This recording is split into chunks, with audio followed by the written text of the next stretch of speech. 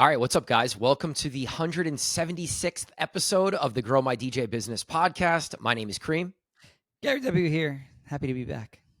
Yeah, always happy to be back. We're going to knock out a quick pod today. Always a lot happening. You want to laugh? I just had a thought. This is kind of funny. What? Like right before you hit record, I'm like, I don't know if I feel like doing this today. And then you hit record, I'm like, all right, let's rock. Let's have a good time. It's kind of like running for me, honestly. Like the build up to running sucks. And then like as soon as I can loosen my legs up after about the first mile, I'm like, oh, this is great. Let's keep this rocking. It's kind of how I feel about the podcast sometimes. Anything worth doing, there's always some sort of obstacle, right? So for me, it's spending 20 minutes setting up and doing the camera and the lights and the mics and all that stuff because I don't have a setup in my house. Yeah. So like that's my obstacle, right? And sometimes I'm so busy I don't feel like doing this. But like you said, once you sit down to actually do the thing that you've set out to do, it's enjoyable, it's fun. We enjoy, it's right. part of our lives here. It's funny. We talk about how we like it. Like, even when in meetings and stuff, we talk about how we like doing it. And always like an hour, the build up to the hour before, it's like, I don't really feel like doing this. I'm telling you, it is such that like go to work out feeling. Like you just got to get there. That's a good comparison. Get yourself to the gym and then it'll feel good. Right. You just got to show up. Just show up. Title of the podcast, just show up. Easily. So, all right. So we had our 360 party. We had Rick on the show last week. If you guys didn't check that episode, go check it out. Rick's awesome.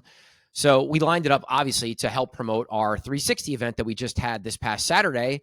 And it was definitely our most successful party from pretty much every aspect, right? Like the promo was super on point.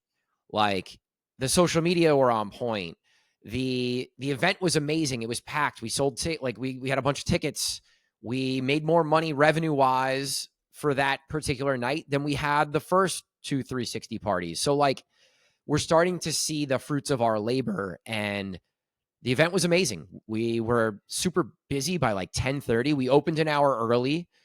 Timo and Two-Face set the tone and played a great early set, energetic, but not too aggressive. People were dancing. People were engaged. Both floors of the place were packed. We sold out every bottle and table also. Oh, you did? You wound up... Yeah. Oh, yeah. You guys were sold out before, weren't you? Before the event started? Yeah. Or almost. Last time we like sold all the tables, but we did give away a couple promo tables. This one, we sold every table except for like our table directly behind us, the one. To your point about Timo and Two-Face, big shout out to them. They are kind of your main guys at Birch, right? They open for the bigger acts, and then they also headline. They headline as well. So I think those were two really amazing openers for that party because, not only do they know that room, in and out, but they're also going to bring the fans that they have built within that room that, makes the party all that much better. They're familiar with what they're getting from on the front end. And then obviously you and Rick are going to bring a show as the headliners. And those are kind of ticket sellers, if you will, as it is. So yeah, I think it all just came together and all the stars aligned. And I loved the synergy between the podcast and the 360 event. I know that was kind of on purpose, but it just really lined up nicely because Rick's been trying to come on the show for a while now. So like we could have had him on a month ago and it would have thrown things off, but it really just lined up beautifully. So yeah, it looked dope. All the video and the pictures that came out of it looked amazing. And I hope the next one's going to be, and I know the next one's going to be just as good. So yeah, I'm excited. Revis is our next one. I haven't really thrown that out into the world yet, but for everyone listening, we got Revis for the next one. So I'm excited about that. Yeah. He and I have similar styles, I guess. And like, I just know that he and I will work well together and it'll be a great show. And I'm excited for that. Revis is a great dude. Happy to have him back in town. I think he's played Birch before as well too. So yeah, he's familiar with Hoboken. And I think if I was to pick any DJ that is a similar style to yours, at least in production, I would say it would be Revis. At least your older production even. Yeah. So This event really just opened my eyes, and this event was the most successful because we did the most work behind the scenes to make it successful. Marco and Nick and Tim Vu and Timo, like, we've sort of created this team. Jules has been helping us on some YouTube and video, but like there's 5 or 6 guys now that are working on this project. We're going to brand the party. So we're coming up with a name. We're going to launch it, the whole 9, and all the work that was put in, you see the result, right? That's what everyone sees is the result. The videos look amazing. We sold out, high revenue, blah, blah, blah, blah, blah. But in order to do that, it's been a lot of calls, a lot of texts, a lot of time and effort and energy and planning to make it successful, right? There's a reason why Rick's podcast was planned for when Rick's podcast was planned for. And it's like that every piece of minute detail is thought about and talked about. And if it's not, it goes in a note so that we think about it and talk about it and plan for it for the next one, And we just try to make everyone a little better. We had a little better production on this one. Tim Vu brought some lighting and DMX. Oh, nice. We brought extra subwoofers. We brought some extra uplights. Marco from Two Face brought a little different like table sort of setup. We had some trussing. So a little better every time, right? A little better every time. Learn from the last one and make it better. And I think you could just take that into anything you guys are working on, whether it's original releases or edit packs or your own parties. Like, all the planning is so fucking important. It's more important than the actual execution sometimes.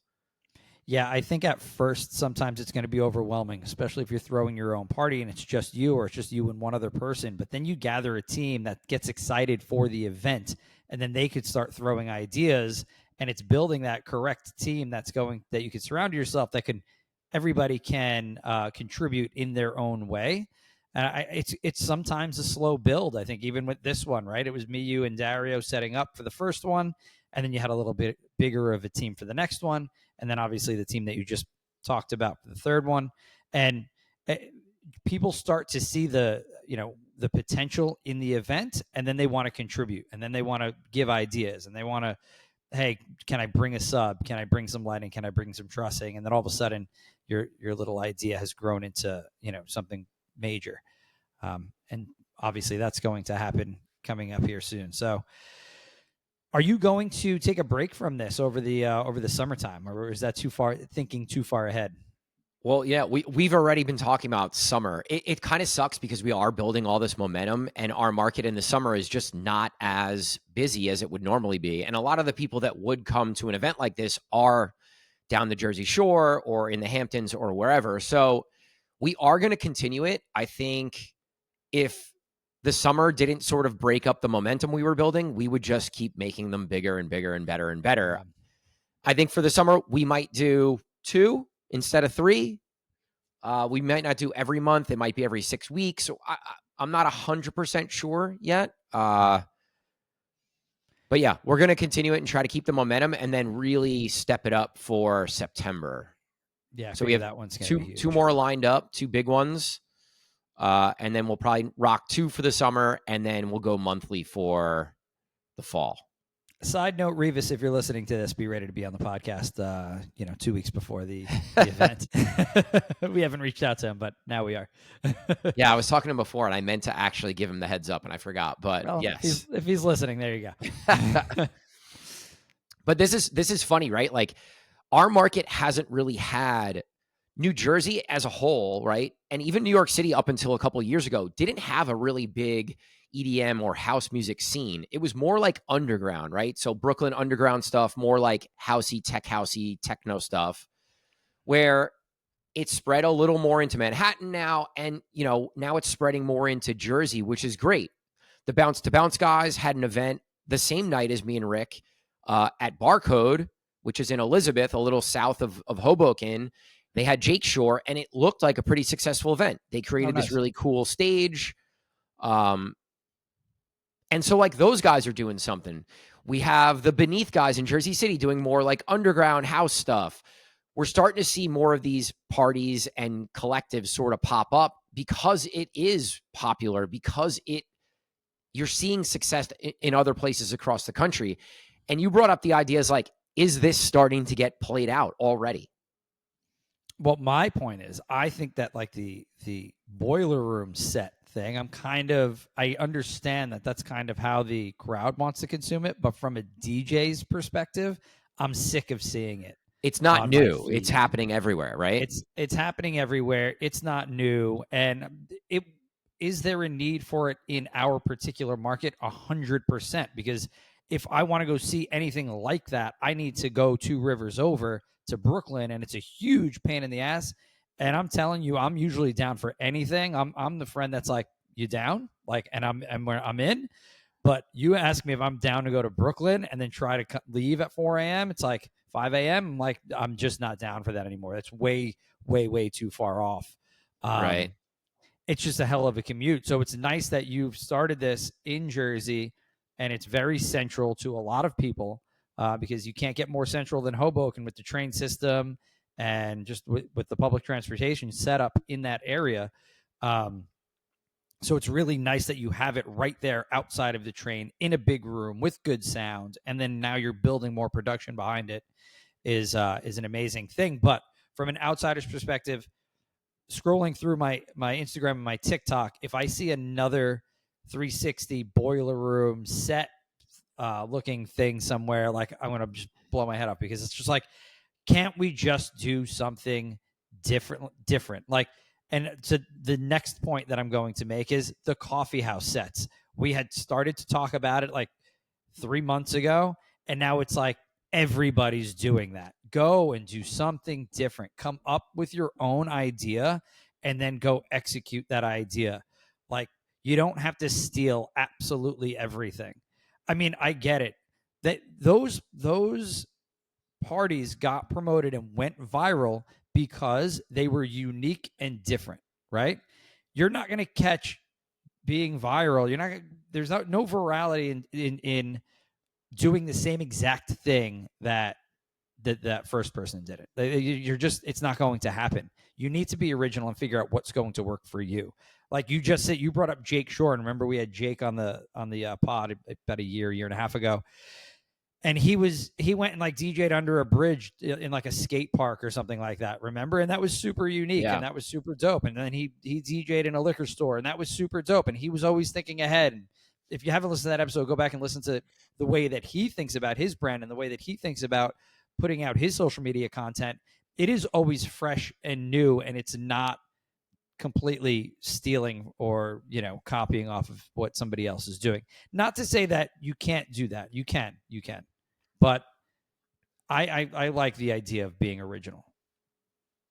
There's a lot to unpack from what you said. I think first and foremost, the coffee shop thing, I was looking up. I couldn't remember Steve Cardigan's name, but I know he's the one who sort of started the one out in Venice. There's probably one before that, but he's the first one that really went viral on socials, where now like they just had side piece play and they've had some bigger acts, right? They started with some local artists, and quickly as the party grew in popularity, you started to see some bigger artists, because what happens is those bigger artists see the socials and see the experience and see the reaction of fans, and they're like, ooh, I want to be involved with that.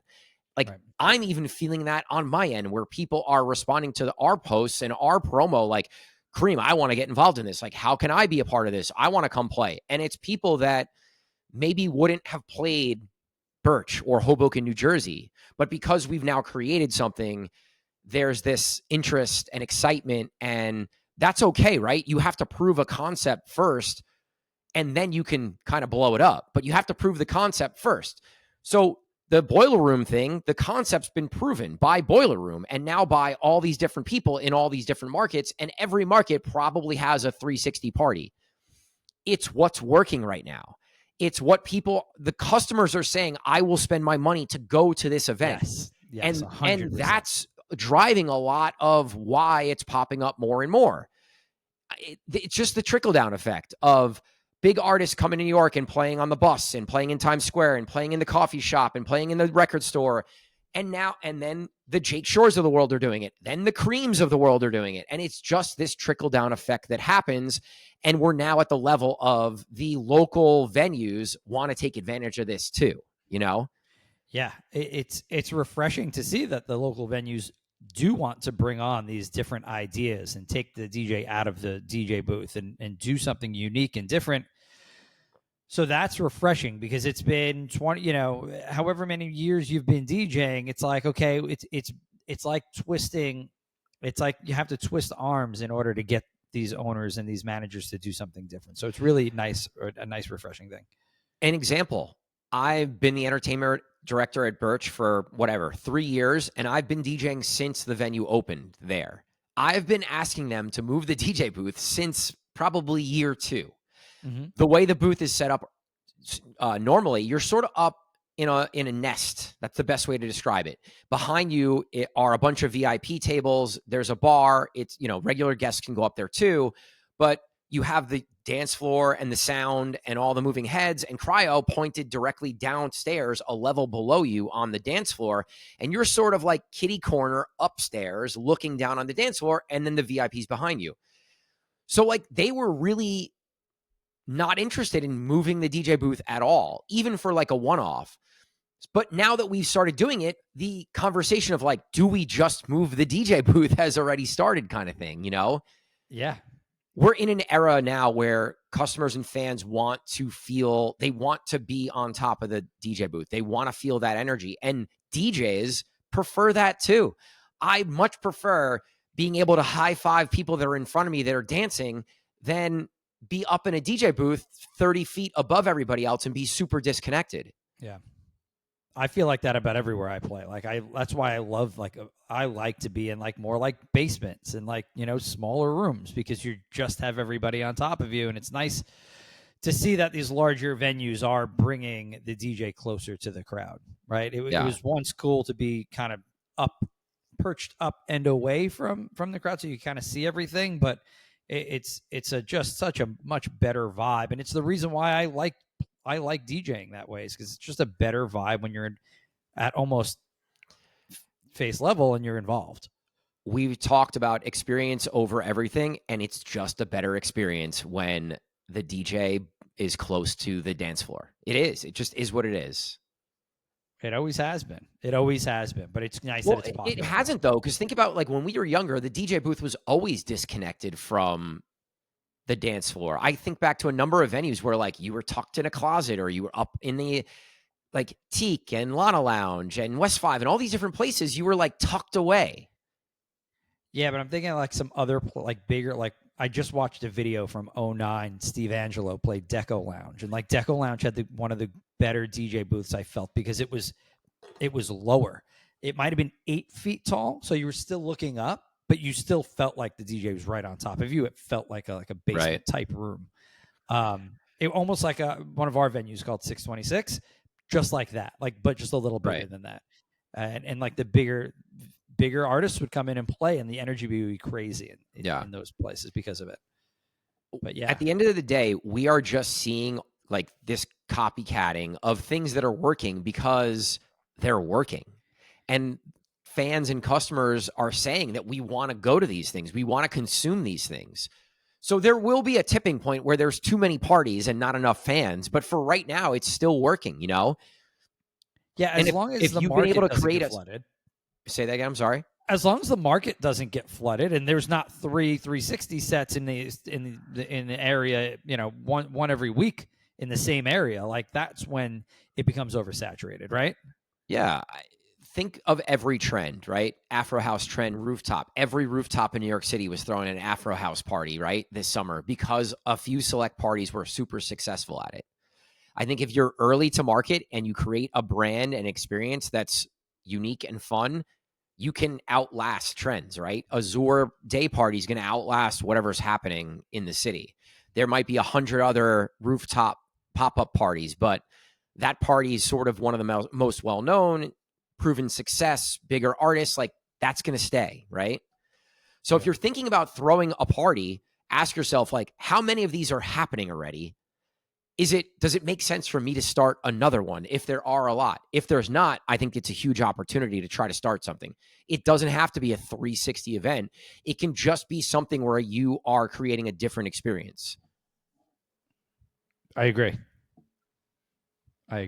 Yeah, no, that's a great point. If there's not, if there aren't too many, or if there aren't any, if there's a hole in your market, to go and take advantage. Sorry, I'm just taking a note. If there's a hole in your market and you want to start something, think back to what we started this with all the planning and all the preparation. And some of our team members right now, because we've been pushing this narrative, like, let's start cool parties. Let's do something different. Let's bring value to some of the venues that we partner with and we work with. And throwing these parties and starting these parties is a great way to show value to any venue. And if if you're a young DJ and you're looking to break into a specific venue, bring them an idea. But bring something more than just an idea. Bring an entire plan, right? I shouted out Zay. He wants to throw a Latin house party. He literally said, Cream, let's set a meeting, and had a slideshow with a full plan of what he wanted to do, how he wanted to do it, when he wanted to do it, why. Solano wants to throw a party, right? Solano and friends. He wants to do a bass house party. He created a plan and said, hey, Cream, here's my idea. Like, can you help me in this way? Or can we talk about this? Aldez has his party, right? You guys are going to hear this. His party will be last Thursday. But Aldez started it. I'm going to butcher the name. Aldez started his Latin party that he sold 500 tickets to on a Thursday, or had 500 RSVPs on a night where maybe there's 75 people in the venue, right? 100, 150 people on a good night. A good night in there, you're like 125, 150. So to have 500 RSVPs is incredible. You want to talk about bringing value to a venue. Get 500 RSVPs for a Thursday night when there's 0 Thursday night parties happening in our market. Even if, all 500 don't show up, right? But half, even if you get half. But you have 500 eyeballs that now have seen 626 as a venue, and now that's on their radar as a venue that throws events, right? So maybe it's not this one, but maybe it's the next one you get them at. Right. And not only that, you're getting an RSVP, right? You're giving a free ticket, but what are you getting in return? You're getting an email address. You're getting a phone number. You're getting super, super valuable information on, hey, this is a person that might be interested in the next party I throw. Even if they don't show up to the one that they RSVP'd for, that information is so, so, so valuable. And maybe this is how we're going to transition into our next topic, right? Information is king, right? Information's king. No matter what kind of information you talk about, email, phone number, you name it, social media account handles, all of this stuff that you can then promote to is huge, huge, huge, huge. It's hugely beneficial to just getting your name out there, getting your party's name out there, getting your venue's name out there. One of those things is going to stick. It might not be your DJ name. It might not be your party's name, but it might be your venue's name. And this is all valuable to you as the DJ, you as the party thrower, because if they don't come this time, like I said, maybe they come next time, or maybe they go on a night that you're not working, and it's just improving the venue's, how would you say, like improving the venue's image and the amount of people that come through the door, especially in a time where nightlife is struggling a little bit, right? So all of being able to pepper people with this information, you know how it is. You went and look for that Kith hat that you have on right now, right? For our listeners, Cream's got a Kith hat on, and you know how it is. Maybe you don't buy it the first time you saw it, and now you're going to get hit with ads and ads and ads and ads about that hat until you buy it, right? It's the same thing, and that's why you're collecting information, right? Because I have your email address, and you were interested in going to this party at 626. Well, now you're on the email list, and let's hit you until you show up. That's why it's so important. I've always known that this was important, right? Even just for DJ Cream, I always was building out an email list of who are the editors on the record pools that I can send my edits to.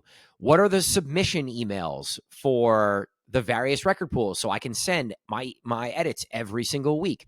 Who are the higher end DJs, most influential DJs in my market that I can start sending my music to try and show value and make them aware of who I am and get them to play my music?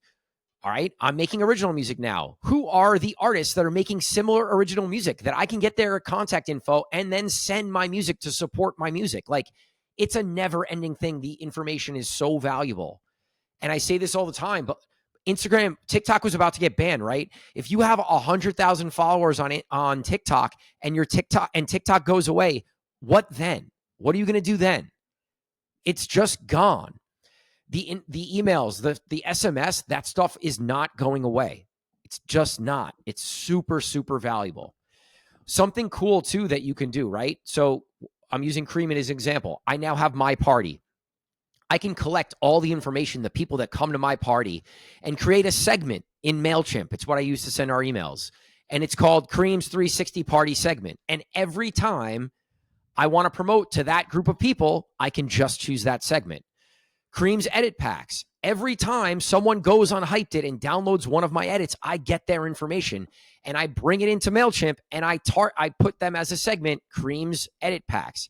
Every time I make music, I send emails to that segment of people because I know they're interested in it. If you don't have email lists, if you aren't collecting information, it's so incredibly valuable. If you're giving anything away for free, mixes, edits, edit packs, originals, whatever it is, parties, you have to collect information and put it somewhere, right? You could download it. All these sites give you the download where you can download every email of every person that ever downloaded something from you. Yeah.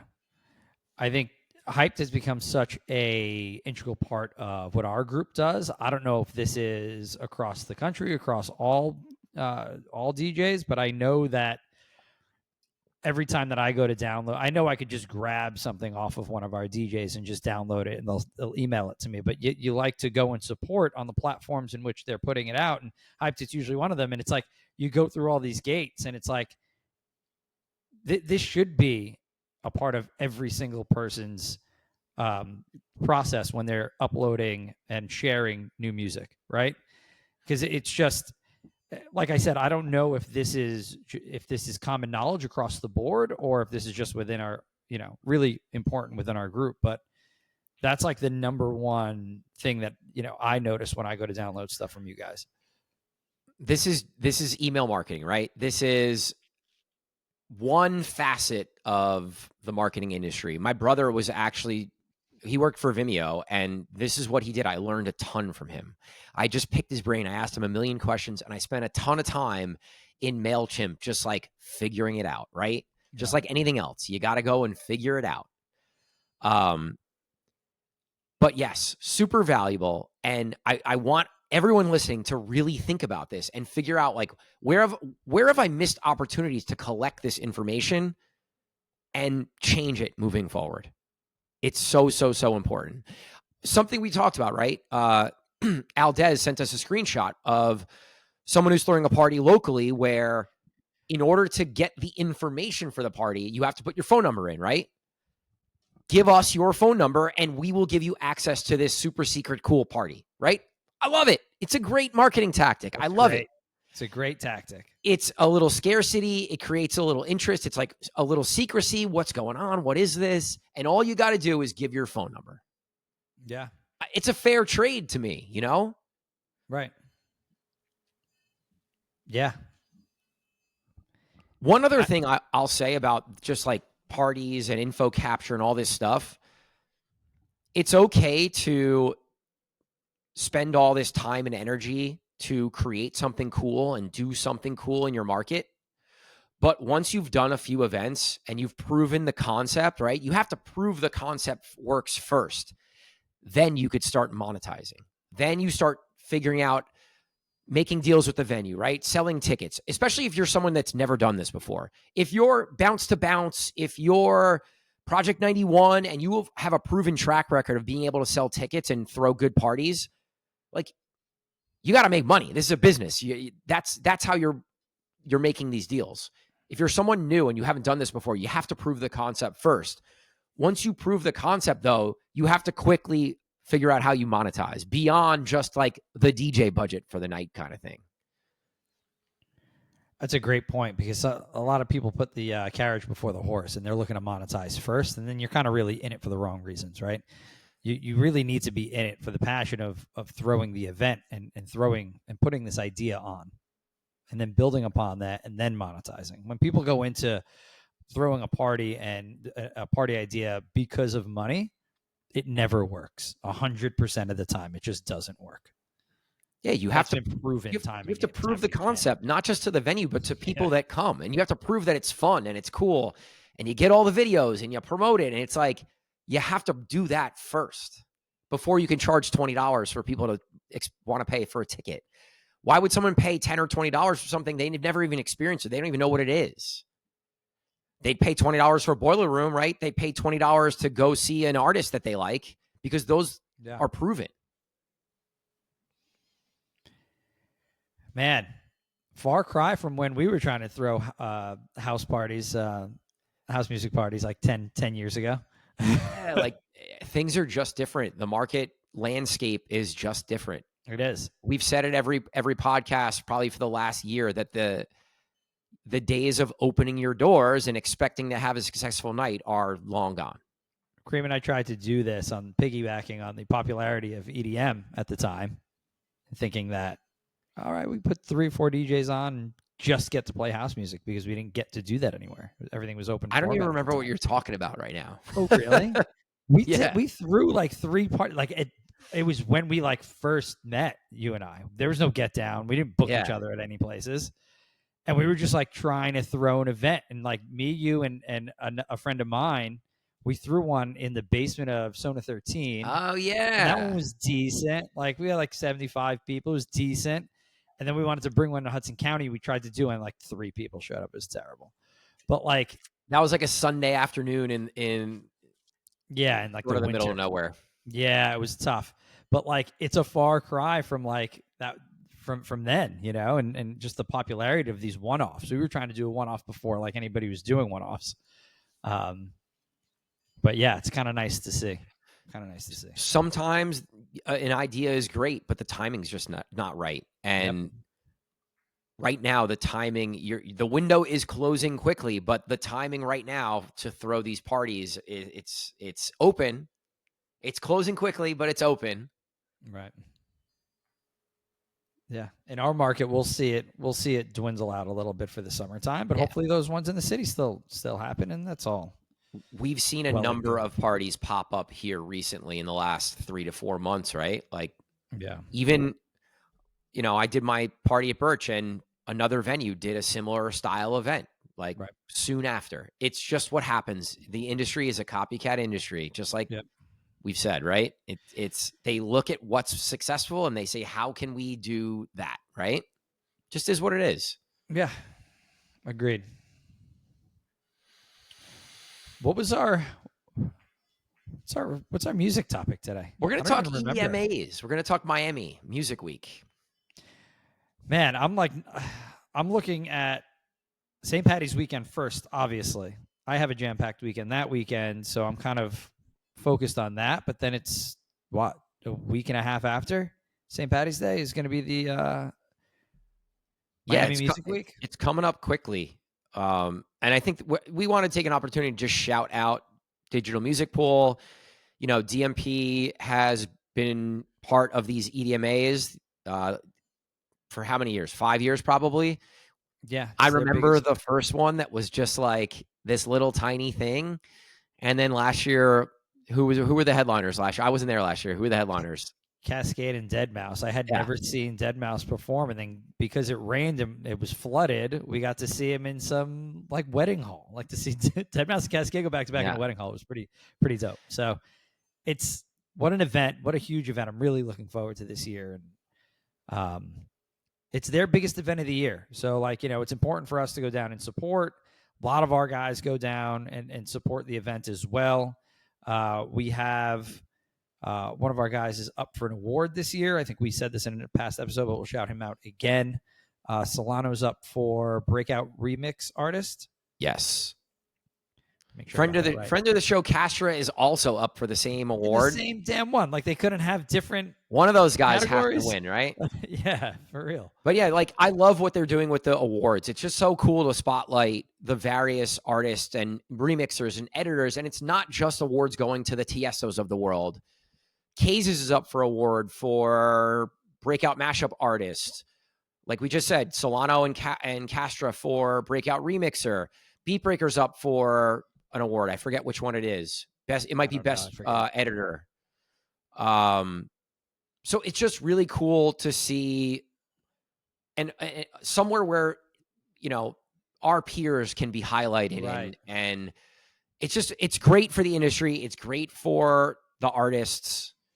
We are like it's a niche group, right? Like it's a small niche group, our little electronic music world in the grand scheme of things. So it's great to go down there and everybody's in the same place, and you're at the EDMAs and there's like 100 people that you either know or you've talked to in DMs or you've made music with.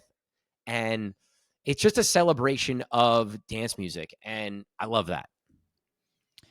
Yeah, I've been going for a very long time. I not to the EDMAs, but to Winter Music Conference / Miami Music Week, and just an exciting time to be in Miami. It's the first way that I experienced Miami, so it's always nice to go back and experience it back the way that I remember first going there. 1 year I'll go back to Ultra. 1 year, kind of experience that all over again, because I know that's just a show in itself. It's cool to see our team go and experience Ultra, right? And go and experience all the different events and pool parties, and like it's pool cool. Parties are the best. The pool parties have been my favorite part of the Miami Music Week since day one. Went for Ultra, but stayed for the pool parties. You know, yeah, quite literally. And there's just so many different styles of dance music that you can go see. It could be the smallest, most niche genre, and there will be a party for it. And that's what I've always loved about it. You know, I got to see Ben Watt and, oh gosh, who else was he with? Ben Watt and somebody else, like at a pool party down there where like I would never be able to see them anywhere in the States, you know? And it's go find those artists, those hard to see artists, and go to their parties if you're a fan, because you don't have that opportunity, and it sometimes only comes once a year at Miami Music Week. What's great too is every single artist is going to be rinsing IDs. It's all new music. It's you go to Miami and you sort of get to hear like, what's the summer going to sound like? What's the fall? What's the rest of the year going to sound like from a music standpoint? Because every artist is prepping to have new music to release or to at least test during Music Week. So that every artist is going to be playing their IDs. So it's really cool to get to sort of hear what's coming. And, you know, in the world we live in, I'm sure there's going to be some viral tracks that everyone starts playing that are then going to release and be the biggest record that we're playing as DJs down the line. It's always interesting to see what the record of the week is going to be, which we'll find out probably a month after, we'll know. Yeah. Everybody will know leaving the week which track they heard at every single party. Right. If you're an artist or you're someone a DJ or anyone that's going to Miami, I want to talk a little bit about sort of what your strategy should be. And you should have a strategy. It's not just I'm going to Miami to party and have a good time. Yes, you're going to do that, but plan your trip around who are some of the bigger artists that I've connected with or that have played my music or that we've talked in DMs. Plan your days around how you can go and support those people and meet those people and shake their hands and connect face to face, because you never know if that person can down the line become someone way bigger, or maybe you make a track together down the line, or whatever the opportunity is.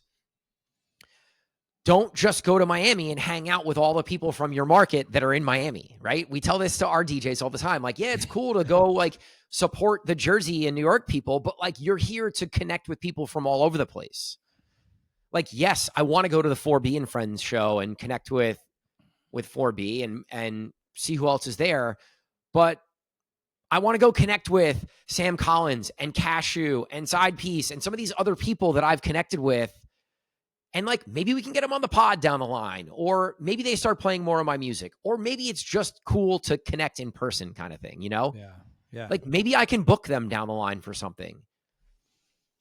It's interesting because I was thinking about this earlier, and not even to this point, but it circles back to your point where, because we do see it. We do see guys from our market just go down there and hang out with the guys from our market. And like I get that portion of it too, because we're all always working. So it's hard to hang out in a big group like that. And that's always exciting, right?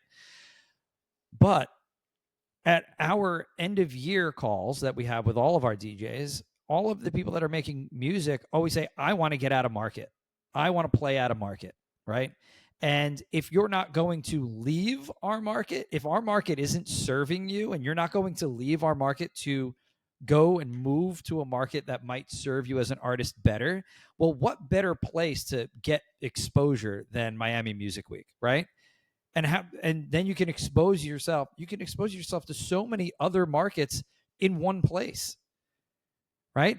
Maybe you don't have the time to fly to Chicago, but go connect with, like you're saying, connect with that booker from Chicago that you've been trying to connect with, and then you could bounce to the next party and connect with a booker from Texas, connect with a booker from Detroit, all in the same weekend. Right. We've seen artists from our market become successful when they moved out of our market. They literally had to move. They were incredible DJs. They were incredible producers, but living in New York City, New Jersey wasn't serving them as an artist. And then they moved to, whether it be a different country, whether it be across the country, and then they became successful. Well, think about that on a smaller scale. Pull that back. Well, okay, you don't have to move, but take advantage of this week as much as you can. With that mindset, with that exact thing in mind. How can I grow outside of my market right now as quickly as possible with as many people as possible? Miami Music Week is that. If you're making music and you're trying to get your music out there, if you're looking to make any connections, just be personable. Introduce yourself to a lot of people. You'll never know who you're standing next to. Like, just because it's not the artist, we've talked about this with Mikey, right? Just because it's not the artist, maybe it's the artist's manager or someone from their label. And maybe those are the people that are the gatekeepers to get your music into the artist's hand, right? Also, whenever you meet someone, if you make a connection, you talk about yourself, you sell them on your music, and they're interested in the conversation, or it's a good conversation, don't give them your phone number or give them your email address. Get their contact information so that you can follow up. They're going to meet a million people who all want the same thing.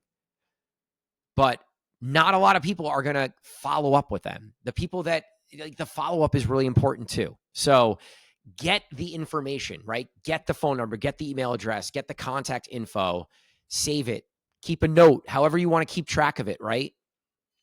And then you follow up after Miami. You send the music, right? Maybe you get a promo email address and you could send your music on Tuesday, Wednesday, Thursday of the following week. But this is all advice that I think is important. And if you're looking to make connections and get your music out there, you got to think about this trip in that way. You have to have a plan, just like everything else you're doing. You can't just show up and go with the wind and expect for you to make the most of Miami. Now, if you want to just go party, that's cool too. But don't expect to make those connections and grow your brand and your artist name by just going there to party and have a good time. Be prepared. Just prepare before. Yeah. It's all easy after that. All right, Gar. Short one today. Not so bad. Not so bad. I got the minutes here. It's not so bad. All right. All right. Anything else to promo? We have a Get Down and Friends edit pack coming prior to Miami. So you guys will see that in the next couple weeks. We have a couple special guests that, I don't know, should I name them or should I not name them? Yeah. Well, you could name the next one because. Name them? Yeah, you can name the next one that we have on. So that works. No. I'm saying for the edit pack. Oh, for the edit pack. Nah, we could wait on that. Yeah, we have some everyday household names that are contributing some edits for the edit pack. So Yeah, all the Get Down crew and then some special guests. Yeah, I'm excited for this one. This is going to be fun. Should we? All right. We won't tease anything else. We have a podcast with a special guest we're recording next week, so that'll come out. We're excited for that one. All build right into Miami Music Week. All build. So we're coming in hot right into Music Week, and then afterward, it's regrouping time. Yeah. All right, guys. We appreciate you. Thanks for listening to this episode, and we'll talk to you guys next week.